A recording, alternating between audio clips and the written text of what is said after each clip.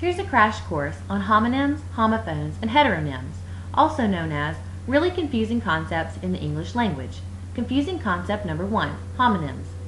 According to the definition, homonyms are words that are pronounced and spelled the same but have a different meaning. Let's look at some examples in action. The first sentence says, I saw a box of cookies on the kitchen counter. The second sentence says, I do tire very easily. But look at the pictures. Do the meanings of those pictures actually make sense given the context of the sentences? I don't think so. But let's look at these pictures. What do you think? Do they make more sense? Oh yeah, they certainly do.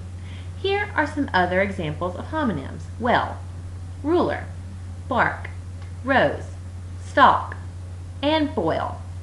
Now that you have those, on to confusing concept number 2, homophones. We learned that homonyms are both pronounced and spelled the same but have a different meaning. Well, homophones are also pronounced the same and have a different meaning, but they don't have to be spelled the same. I'll give you a great example, moose and moose. The first sentence says, I like to put mousse in my hair.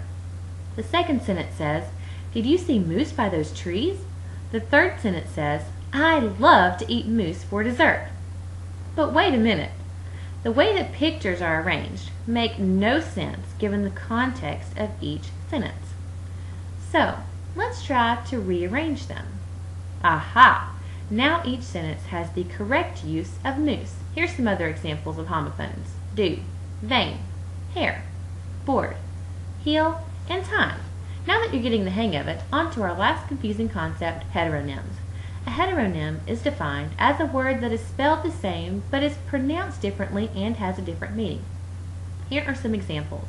According to the picture, this sentence says, the tear on her jeans was noticeable. Maybe a tear would be noticeable on her jeans, but I don't know if this is the best way to use T-E-A-R. There we go. The tear on her jeans was noticeable. That's a little more likely. Now, according to this picture, the sentence says, I produce many musicals for drama club. Now I think I'm really confused.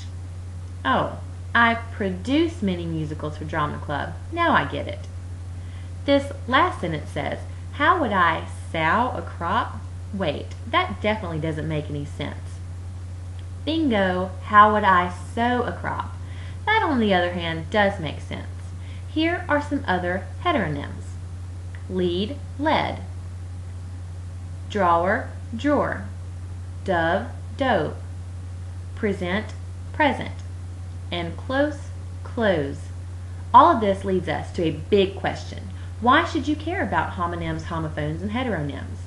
Because one word can change the entire meaning of a sentence, and sentences make up everyday conversations and stories.